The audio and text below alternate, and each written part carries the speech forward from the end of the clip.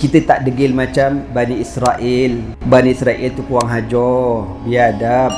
Orang Solo sembelih lembu, tanya lembu jantan, lembu betina, warna apa, besar mana, lembu kerja ke, lembu macam-macam, banyak cenggadak kau. Itu Bani Israel. Banyak songeh dia orang ni.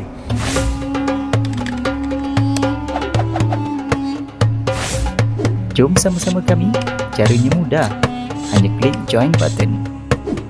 Terima kasih. Qala Rasulullah sallallahu alaihi wasallam, inna lillahi tis'atan wa tis'ina isman man ahsaha dakhala jannah. Sabda Rasulullah sallallahu alaihi wasallam, sesungguhnya bagi Allah Subhanahu wa taala itu ada 99 nama. Man ahsaha dakhala jannah. Barang siapa yang membilangnya dimasukkan ke dalam syurga Allah Subhanahu wa taala, insya-Allah. Amin. Muslimin muslimat yang dirahmati Allah sekalian, insya-Allah pada malam ni kita sambung kembali kitab Hadis Riyadhus Salihin, babun fi wujubil inqiyad li hukmillah taala wa ma yaquluhu man du'iya ila dhalika wa umira bima'rufin aw nuhiya an munkarin. Al-Imam An-Nawawi rahimahullahu ta'ala meletakkan bab ini dengan bertajuk bab pada menyatakan kewajipan mengikut segala hukum hakam Allah Subhanahu wa ta'ala, wa ma yaquluhu, dan apa yang perlu dikatakan, man du'iya ila zalika, kepada siapa yang diajak kepada perkara tersebut. Manakala kita diajak kepada mentaati hukum hakam Allah, apa respon kita? Wa umira bima'rufin, dan disuruh berbuat baik, au nuhiya an munkarin, atau dicegah daripada perbuatan kemungkaran. Hadis yang pertama daripada bab ini, bismillahirrahmanirrahim. Wa an Abi Hurairah radhiyallahu ta'ala anhu qala, lamma nazalat ala Rasulillah sallallahu alaihi wasallam, lillahi ma fis samawati wa ma fil ard, wa in tubdu ma fi anfusikum aw tukhfuhu yuhasibukum bihillah. Al-Baqarah ayat 284. Apabila diturunkan ayat ini, lillahi ma fis samawati wa ma fil ard, bagi Allah apa-apa yang ada di langit dan apa-apa yang ada di bumi. Wa in tubdu ma fi anfusikum, dan jikalau kamu menzahirkan apa yang ada pada diri kamu, maknanya kita buat amalan yang zahir, yang orang nampak, au tukhfu, ataupun amalan yang kau sembunyikan, tak ada orang tahu kecuali Allah. Yuhasibukum bihillah, Allah akan hisap juga kamu.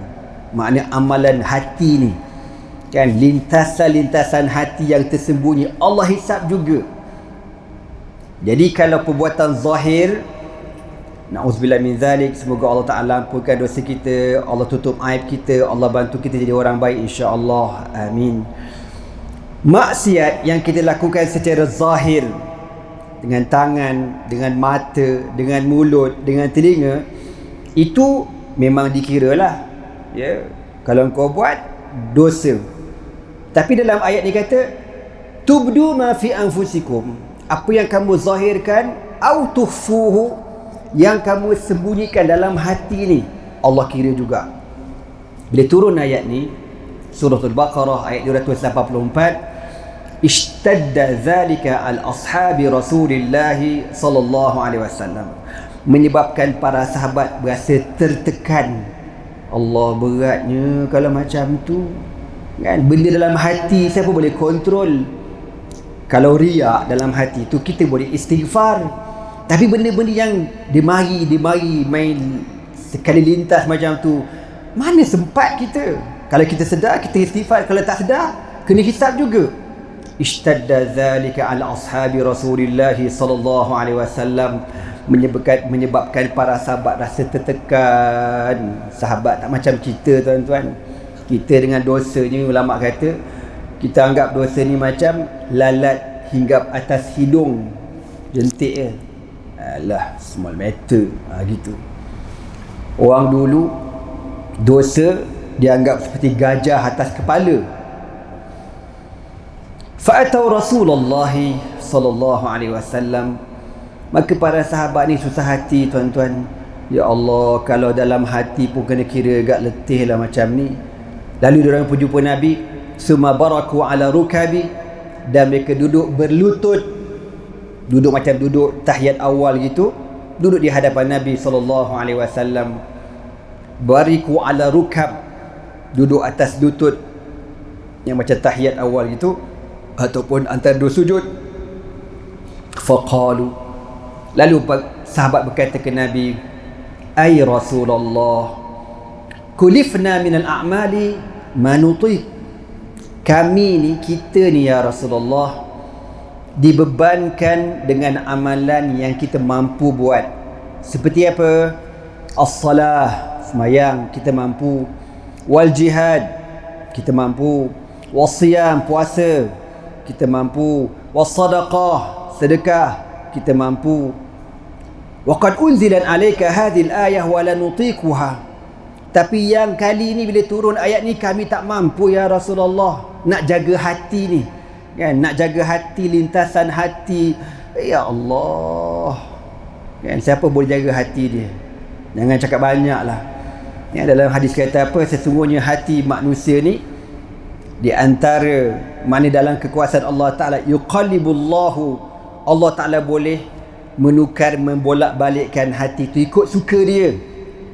Sebab tu kita diajar berdoa, ya muqallibal qulub, thabbit qulubana ala dinik wa ala ta'atika.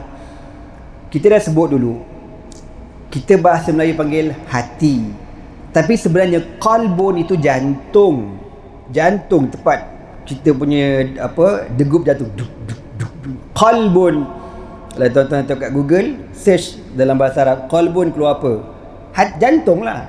Qalbun, kita bahasa kita kata hati. Hati lah kan. Tapi mungkin istilah kita lah. Tapi sebenarnya qalbun, jantung yang berdegup. Okey. Jadi sebab tu nama dia qalb. Qalb dengan makna yang boleh berubah-ubah. Ya, ya muqallibal qulub, wahai Tuhan yang merubah-rubahkan hati, jantung manusia ni. Tsabbit, tetapkan qulubana, hati kami, jantung kami, ala dinik, di atas agama Engkau, wa ala ta'atika, di atas mentaati Engkau ya Allah. Jadi sahabat kata, ya Rasulullah, bila turun ayat yang tadi tu, makna yang dalam jantung, dalam hati pun nak dikira juga, kami tak mampu ya Rasulullah. Nabi SAW bila sahabat kata macam tu, Nabi marah. Nabi kata apa? Aturiduna an taqulu kama qala ahlu kitabaini min qablikum sami'na wa asayna? Korang nak cakap macam mana orang dulu cakap sebagaimana umat-umat terdahulu, orang-orang Yahudi, orang-orang Kristian, yang Allah Ta'ala berikan kepada mereka Taurat dan Injil. Itu perangai orang dulu macam tu. Kau nak ikut perangai macam tu? Yang dia kata apa? Sami'na wa asayna, kami dengar tapi kami lawan. Dengar tapi tak terima. Angguk-angguk, tapi dalam hati memberontak. Korang sama dengan orang zaman dulu. Nabi marah ke sahabat, tak bagi can.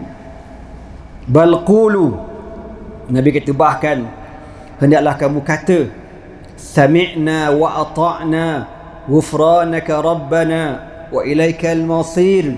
Kami dengar, kami taat, keampunan Kau ya Allah, wahai Tuhan kami, kepada Kamu tempat kami kembali. Lalu sahabat tak kata apa, tuan-tuan. Bila Nabi kata macam tu, beban macam mana pun, berat macam mana pun, dia kata apa? Sami'na wa ata'na ghufranaka rabbana wa ilaikal masir. Ya Allah, kami dengar, kami taat, ampunkan dosa kami ya Allah, kepada Kamu tempat kembali. Itulah hebatnya para sahabat Nabi radhiyallahu taala anhum ajmain, dan kita beruntung menjadi umat Nabi Muhammad sallallahu alaihi wasallam. Insya-Allah tuan-tuan, sedegil-degil kita tak degil macam Bani Israel. Bani Israel tu kurang hajar, biadab kan. Bila Allah Taala suruh masuk ke Palestin, masuk dalam keadaan sujud dan kata, ya Allah, ampunkan dosa kami, ampunkan dosa kami. Dia orang tak masuk dalam keadaan sujud, dia masuk dalam keadaan mengesut-ngesut atas buntut. Allah kata, ampunkan dosa kami. Dia tak kata ampunkan dosa kami, dia kata hintah. Mana hintah dengan mana gandum. Orang suruh minta ampun, dia minta gandum. Kurang hajar Bani Israel ni. Orang suruh sembelih lembu, tanya lembu jantan, lembu betina, warna apa, besar mana, lembu kerja ke, lembu macam-macam, banyak cenggadak kau. Itu Bani Israel. Kasratu masailihim wa ikhtilafuhum ala anbiyaihim. Banyak songeh dia orang ni. Maka para sahabat bila Nabi kata gitu, baiklah ya Rasulullah, macam mana berat pun kami terima je lah. Falamma qtara'aha alqaumu wa zalat biha alsinatuhum. Bila Nabi dah bagi warning kat sahabat gitu, Nabi ajar jangan ikut perangai orang dulu. Cakap sami'na wa ata'na. Kalau buat salah, ghufranaka rabbana wa ilaikal masir. Sahabat pun cakaplah, okeylah, surrender lah, nyerah jelah, senyap belaka. Tiba-tiba Allah Taala turunkan ayat. Apa kata Allah? Amana ar-rasulu bima unzila ilaihi min rabbih wal mu'minun kullun amana billahi wa malaikatihi wa kutubihi wa rusulihi la nufarriqu baina ahadin min rusulihi wa qalu sami'na wa ata'na ghufranaka rabbana wa ilaikal masir. Allah turunkan ayat. Lepas pada tu terus turun. Allah kata apa? Telah beriman Rasul sallallahu alaihi wasallam dengan apa yang diturunkan kepadanya daripada Tuhannya, wal mu'minun, dan juga orang-orang beriman, para sahabat Nabi radhiyallahu taala anhum ajmain. Kullun minar rusuli wal mu'minun wal mu'minin. Setiap rasul dan setiap orang beriman kata apa? Amana billah. Semuanya mereka ini beriman kepada Allah dan para malaikatnya dan kitab-kitabnya dan rasul-rasulnya. La nufarriqu baina ahadin min rusulih. Kami tak pernah membeza-bezakan antara rasul-rasulnya. Semua rasul kita beriman. Wa qalu, dan mereka berkata sami'na wa ata'na. Yang tadi tu, sami'na wa ata'na, kami dengar dan kami taat. Ghufranaka rabbana, pengampunan kau ya Allah, wa ilaikal masir, dan kepada engkau tempat kembali. Falamma fa'alu dhalika nasakhahu Allah Ta'ala. Jadi bila sahabat ni dengar, menyerah betul, dia kata berserah pada Allah. Ya, nak kata macam mana kalau Allah kata Allah nak kira dalam jantung, Allah nak kira lintasan hati, kita serah je lah, serah pada Allah je lah. Ya, lalu Allah Ta'ala turunkan ayat yang menunjukkan Allah menasahkan, membatalkan ayat yang mula-mula tadi yang Allah kira dalam hati kau tu. Allah turunkan ayat apa? Allah kata la yukallifullahu nafsan illa wus'aha laha ma kasabat wa 'alayha maktasabat rabbana la tu'akhidhna in nasina aw akhtana. Tu Allah kata apa? La yukallifullahu nafsan. Allah tidak memberatkan sesuatu diri manusia illa wus'aha, kecuali apa yang dia usahakan. Laha ma kasabat, baginya apa yang dia usahakan. Wa 'alaiha maktasabat, dan ke atasnya, mana dosa apa yang dia usahakan. Maknanya zahir, kalau kau buat baik kau dapat pahala, kalau kau buat maksiat, kau buat dosa, kau dapat dosa. Rabbana, betul Allah Ta'ala turunkan ayat ni. Rabbana, ya Allah ya Tuhan kami, la tu'akhizna, janganlah kau ambil kira, mana maafkan kami, inna sina, kalau kami terlupa, au akhtana, kalau kami tersalah. Minta maaf ya Allah. Ayat tadi tu dia tak ada sebut terlupa, semua kena belaka. Kan kalau kita tengok ayat tadi tu yang bermula tu, Allah kata apa? Wa in tubdu ma fi anfusikum, apa-apa yang kamu tunjukkan, perbuatan yang kamu tunjukkan, au tukhfuhu, ataupun yang kamu sembunyikan, yuhasibukum bihillah, semua kena kira belaka. Habis lah. Kan? Benda dalam hati mana boleh kontrol. Tapi dalam ayat yang ni Allah Ta'ala ringankan.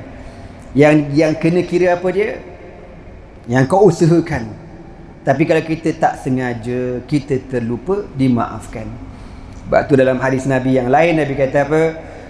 Rufi'a an ummati al-khata'u wa nisyanu wa mastukrihu alaihi. Diangkat daripada umatku 3 perkara. Yang pertama al-khata', tak sengaja. Al-khata'u wa nisyan, yang kedua apa dia? Terlupa. Yang ketiga apa dia? Wa ma ukrihu alaihi, apa-apa yang kamu terpaksa. Terpaksa pun tak berdosa juga. Bila turun ayat ni, Rabbana la tu'akhizna in nasina aw akhtana, ya Allah ya Tuhan kami, janganlah kau kira pada kami in nasina, kalau kami terlupa, aw akhtana, kami tersalah. Maka Nabi pun jawab na'am. Nabi jawab na'am, ya Rabbana. Allah turunkan ayat yang lain pula, Rabbana wala tahmil alaina isran, ya Allah, jangan kau bebankan ke atas kami isran. Isran dikata dekat sini at-takalifu syaqqah allati yu'jidu anha al-insan, bebanan yang berat yang Allah Ta'ala bebankan kepada umat-umat yang terdahulu. Rabbana la tuhammilna alaina, Rabbana wala tahmil alaina, ya Allah, jangan kau bebankan ke atas kami isran, akan bebanan, kama hamaltahu, sebagaimana kau bebankannya, alal ladzina min qablina, terhadap umat-umat terdahulu. Kan orang Bani Israel dulu teruk, diorang dapat nikmat banyak, tapi dia punya ujian pun boleh tahan berat. Bani Israel syariat dahulu,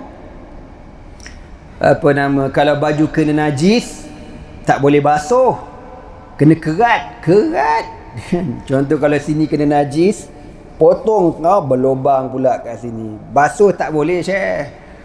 Ya. Sebab tu kalau pergi perang, dapatlah banyak mana harta rampasan perang, tak boleh ambil, satu pun tak boleh ambil, kena longgok dekat tengah padang. Nanti Allah Ta'ala turunkan api sambar daripada langit, maknanya diterima harta rampasan tersebut, tak boleh buat apa. Dan syariat dulu, kalau nak sembahyang, nak beribadat, mesti dalam rumah ibadat, tak boleh merata-rata sembahyang. Kita boleh. Umat Nabi SAW, Nabi kata apa? Waju'ilat liyal ardu masjidan wa tahuran, dijadikan kepada umatku bumi ini suci.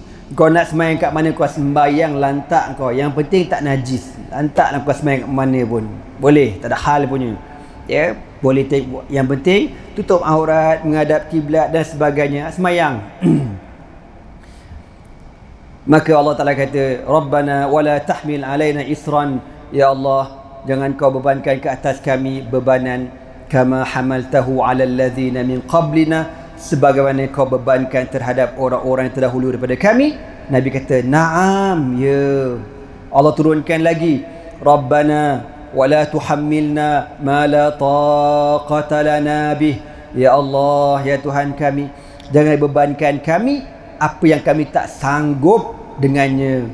Nabi kata na'am, ya. Nabi kata wa'fu anna, maafkan kami, wa'ufil lana, ampunkan dosa kami, warhamna, rahmati kami, anta maulana, engkaulah Tuhan kami, fansurna alal qawmil kafirin, bantulah kami terhadap orang-orang kafir. Nabi kata qala na'am, ya Allah. Jadi ayat ini menasahkan ayat ataupun membatalkan ayat yang berat tadi, semua dikira belaka. Kan? Jadi benda-benda dalam hati ni memang susah lah, ataupun yang kita kata khataratul qalb, lintasan hati ataupun lintasan jantung. Benda-benda tu mana kita boleh kawal? Ya, niat-niat ni senang ke nak kawal? Ulama dulu bila ditanya macam mana dia didik hati dia, dia kata aku didik hati aku 30 tahun. 30 tahun baru hati aku terdengar cakap. 30 tahun. Orang dulu zaman tak ada internet, 30 tahun. Zaman kita jangan cakap le, sampai mati pun tak settle hati kita ni. Tunggu kita mati baru settle masalah. Lagi kita hidup, inna lillahi wa inna ilaihi rajiun. Masalah dengki, tak puas hati, sakit hati, hasad ke orang, perangai. Kata apalah. Selagi mana kita manusia, gitulah kita ni tuan-tuannya. Ala kulli hal, kita kena ada sifat qanaah, merasa mencukupi dan sentiasa berserah pada Allah Subhanahu wa taala. Banyakkan beristighfar. Okey. Habis hadis berkenaan dengan, walaupun tajuk tu panjang ya, tapi hadisnya panjang juga. Cuma Imam Nawawi letak satu hadis sahaja dalam bab ini. Maknanya kita ni umat Nabi Muhammad sallallahu alaihi wasallam bila diajak buat kebaikan cakap apa? Sami'na wa ata'na ghufranaka rabbana wa ilaikal masir. Dah settle. Kau jangan banyak alasan nantilah, itulah, inilah. Jangan cakap banyak. Cakap je sami'na wa ata'na ghufranak. Gitu je, ya. Ana teringat satu doa tu.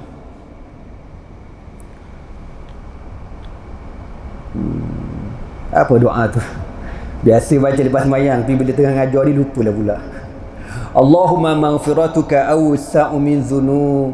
Allahumma maghfiratuka awsa'u min dhunubina wa rahmatuka arja indana min a'malina. Doa ni pendek je. Satu hari ada seorang sahabat jumpa Nabi, ya Rasulullah, aku banyak dosa ya Rasulullah. Tak lama kemudian dia datang lagi, ya Rasulullah, saya banyak dosa ya Rasulullah.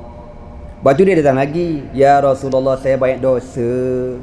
Nabi pun ajar doa ni. Nabi kata apa? Nabi ajar, Allahumma maghfiratuka awsa'u min dhunubina wa rahmatuka arja indana min a'malina.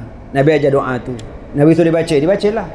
Allahumma maghfiratuka awsa'u min dhunubina wa rahmatuka arja indana min a'malina. Nabi kata baca lagi, Allahumma maghfiratuka awsa'u min dhunubina wa rahmatuka arja indana min a'malina. Nabi kata baca lagi, Allahumma maghfiratuka awsa'u min dhunubina wa rahmatuka arja indana min a'malina. Dah, Nabi kata, Allah ampunkan dosa engkau. Settle. Ya. Jadi amalkan doa tu. Lagi-lagi yang muka macam saya ni, yang banyak dosa ni, kena amallah doa-doa macam tu ya. Semoga Allah Ta'ala mengampunkan semua dosa kita. Dan jangan kita lupa amalkan Sayyidul Istighfar. Allahumma anta rabbi la ilaha illa anta khalaqtani wa ana abduka wa ana ala ahdika wa wa'dika mastata'tu a'udzu bika min syarri ma sana'tu abu'u laka bi ni'matika alayya wa abu'u bi dhunubi faghfir li fa innahu la yaghfiru dhunuba illa anta. Tu kalau kita baca seorang. Kalau kita baca ramai-ramai, kita kata Allahumma anta rabbuna la ilaha illa anta khalaqtana wa nahnu ibaduka wa nahnu ala ahdika wa wa'dika mastata'na na'udzu bika min syarri ma sana'na nabu'u laka bi ni'matika 'alaina wa nabu'u bi dhunubina faghfir lana fa innahu la yaghfiru dhunuba illa anta. Nabi kata apa? Siapa yang baca Sayyidul Istighfar pada waktu pagi, petang tu dia mati, dia masuk syurga. Allahu Akbar. Tak nak goblok lah. Kalau saya baca malam ni macam ni, kejap lagi saya mati, masuk syurga. Amin, insya-Allah. Nabi janji macam tu tuan-tuan. Ya Allah, kita ni entahlah ya, harap benda-benda gitu je lah. Harap bonus-bonus tambahan yang Nabi sediakan, yang Allah sediakan. Waktu kena gunalah bonus-bonus tu. Macam kenapa anak ni kalau ngajar, anak akan baca Al-Asma'ul Husna. Kita tak tahu. Kan Nabi dah kata man ahsaha dakhalal jannah. Siapa yang membilangnya dia masuk syurga. Kita tak tahu mana satu amalan kita yang Allah telah terima. Mana tahu kod-kod dalam banyak amalan saya yang tak apa tu, ada satu Allah tak terima. Yang ni aku terima Asmaul Husna. Masuklah engkau dalam syurga. Allahu Akbar. Siapa tak nak kan? Jadi buat belaka lah. Ya. Dia ada cerita lama lah, Once Upon a Time, dulu lama dah. Ada sebuah surau dekat Shah Alam. Tak nak sebut surau dekat mana, atas sebab-sebab keselamatan tuan-tuan. Ada seorang je jemaah tu, dia marah Hana baca Al-Asmaul Husna. Apa ustaz baca Husna ni? Ganggu orang sembahyang. Dia sebenarnya sunat je, terganggu. Kalau sebenarnya wajib lah nak cerita kan. Ana kata ana baca tu untuk tuan-tuan sekali ikut. Kita ni dah lah tak hafal Al-Asmaul Husna, amalan kita tak cukup, kita tak tahu mana satu yang boleh masuk syurga. Ada juga orang marah, sabar je lah. Kena aku nyanyi lagu negara aku sebelum mengajar. Babun fi nahyi 'anil bid'ah wa muhdatsatil umuri. Bab menyatakan ditegah daripada melakukan perkara bid'ah dan perkara-perkara yang baru.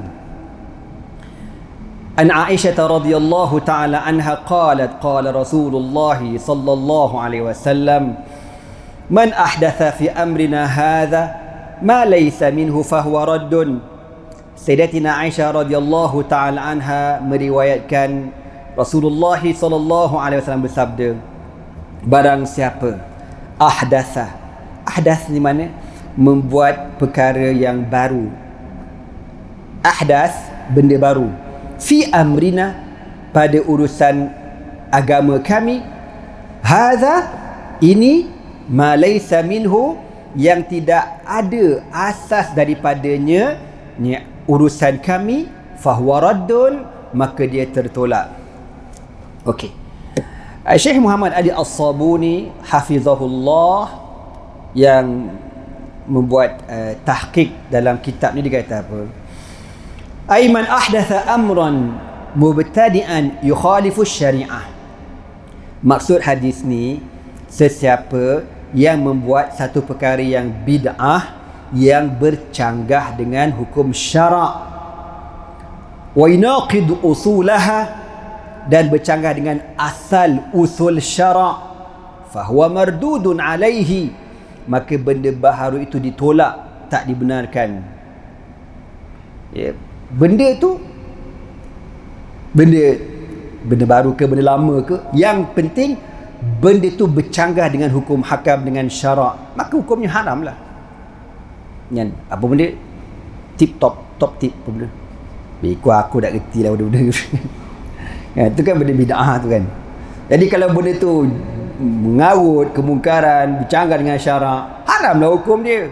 Tapi kalau orang guna untuk kebaikan, saya tak tahu lah untuk kebaikan diguna macam mana, dibuat rakaman yang ada manfaat, eloklah benda tu. Tak bercanggah dengan hukum hakam, eloklah benda tu. Walam yakul man fa'ala syai'an lam naf'alhu. Jadi Nabi kata benda yang kau buat itu bercanggah dengan agama. Tengok saya ulang balik. Syekh Sabuni kata, Nabi sebut dekat sini, barang siapa yang melakukan perkara yang bercanggah dengan urusan kami, mana agama Islam lah, yang bercanggah dengan urusan kami. Nabi tak kata barang siapa yang membuat perkara yang kami tak buat, mana Nabi tak pernah buat. Contoh macam malam ni lah, ni. Mana ada zaman Nabi rakaman ni bid'ah belaka ni. Kau ambil hadis mana ni buat rakaman live ni? Mana ada hadis dia pakai mikrofon ni, kau buang je lah, bid'ah belaka. Jadi bid'ah lah, tapi bid'ah yang bagus. Anda teringat Syekh Sabuni cerita, dulu zaman Saudi tengah keras-keras sikit-sikit bid'ah dulu zaman-zaman dulu kan. Diorang mana benar azan pakai mikrofon, sebab zaman Nabi tak ada mikrofon.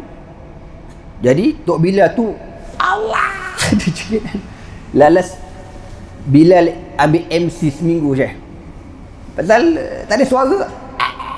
Dah bid'ah je pasal mikrofon bid'ah. Lalas terpaksa juga guna mikrofon. Lalas mikrofon dia lagi canggih pada mikrofon kita, berjuta-juta harga mikrofon ni kan. Tahu tak apa. Nak sangat bid'ah kan. Kalau tengok bid'ah dekat dalam Masjidil Haram. Berapa banyak bid'ah kau tengok dalam Masjidil Haram. Dihias-hias masjid. Kan hias masjid kan hukumnya makruh. Lawa sangat mengelit-ngelit kan makruh hukumnya. Tapi bid'ah tu, tapi kau buat. Tahu tak apa. Jadi jangan kita ni terlalu keras sangat. Nabi kata halakal mutanatti'un. Binasalah orang yang melampau-lampau keras ni. Benda tu kalau ada benda khilaf, kita terimalah khilaf tu. Jadi Nabi tak kata man fa'ala syai'an lam naf'alhu, sesiapa yang buat benda yang kami tak buat. Jadi nak khabarnya fa inna madaral bid'ati ala fi'li syai'in yata'aradu ma'a usulil islami, benda yang bercanggah dengan usul agama, usul syariat, itu yang tak dibenarkan. Tapi kalau tak bercanggah, ada manfaat, buatlah. Kan? Kita dah sebut dulu, anda dah sebut dah, antaranya yang disebut oleh Al-Imam Al-Izz bin Abdissalam yang diberi gelaran Sultanul Ulama.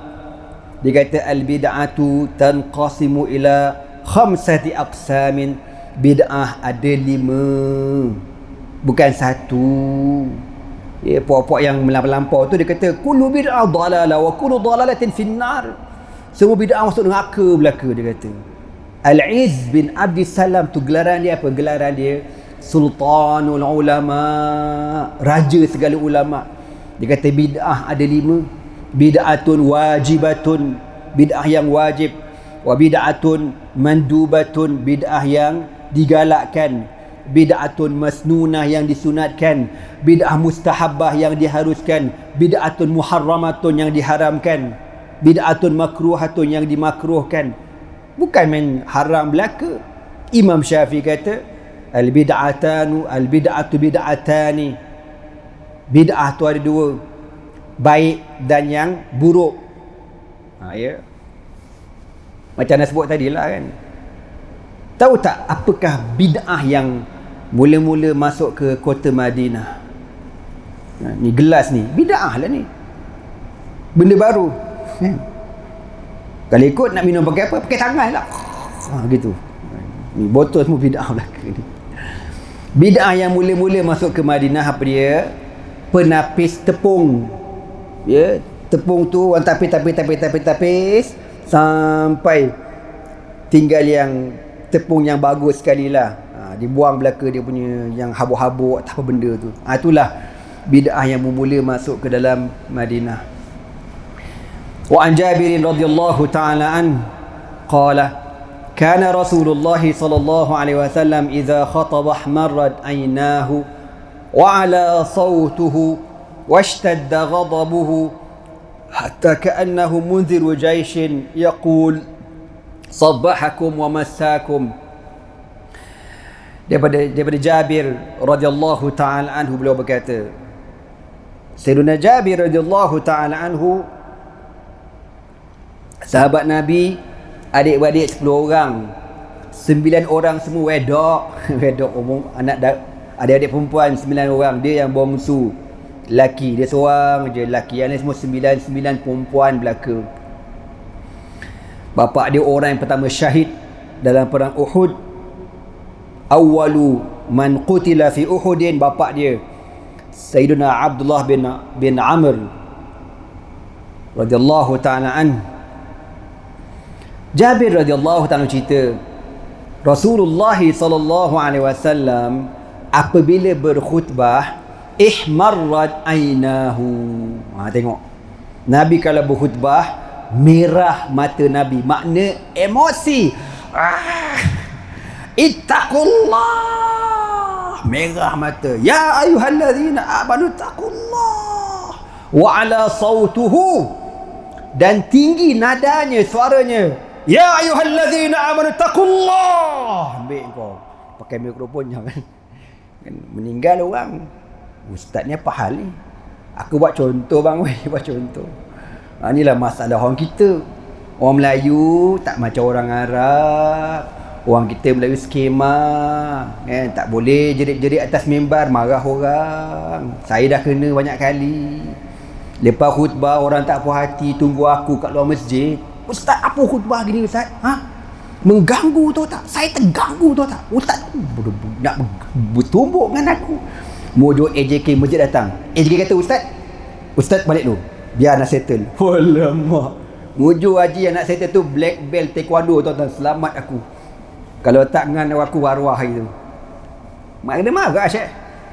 Waktu beberapa bulan kemudian anu khutbah lagi. Kali ni ana dah tahu dah, kalau aku lepas khutbah, kalau aku keluar jumpa mamak tu masak aku. Jadi saya tak keluar, saya duduk dalam bilik imam nyuruk. Lama gak nyuruk, dekat setengah jam. Ya akan dah selamat. Ada orang lain pula cari aku. Mana tadi yang khutbah, mana tadi? Dia cari ana. Ustaz tadi Ustaz khutbah, Ustaz tu tak? Saya terganggu tu tak? Saya rasa bukan saya seorang terganggu, semua orang terganggu dengan khutbah Ustaz. Apa ni dia marahnya aku tu tak? Maknanya dia orang ni dia pergi masjid untuk tidur tu tak? Sahaja aku tidur 2 rakaat makmuman lillahi ta'ala. Kan?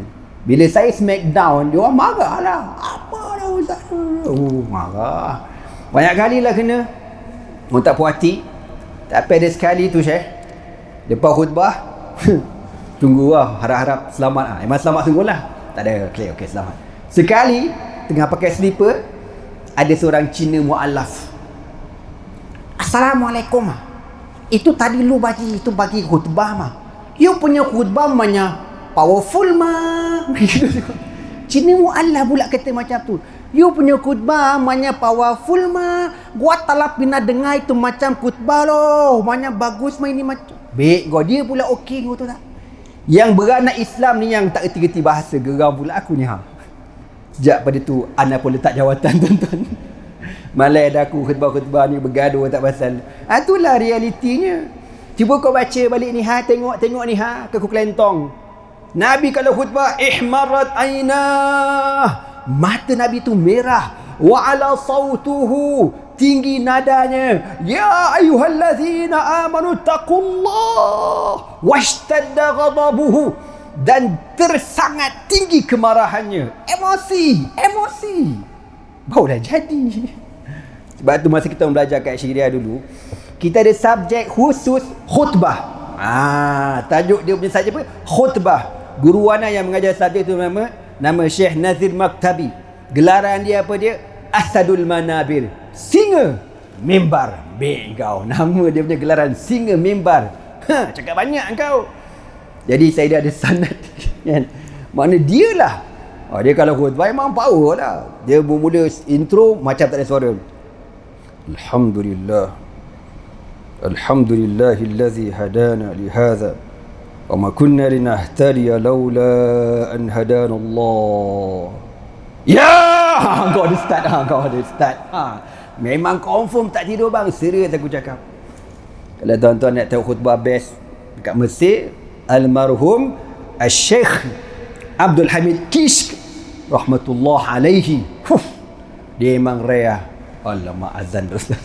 Jadi tuan-tuan, kejap lagi nak azan dah ni. Okey, lagi. Jadi Syekh Abdul Hamid Kishk ni tuan-tuan, kalau dia khutbah, contohlah kalau pukul 1 waktu Jumaat tu Zuhur tu, pukul 12 penuh dah masjid.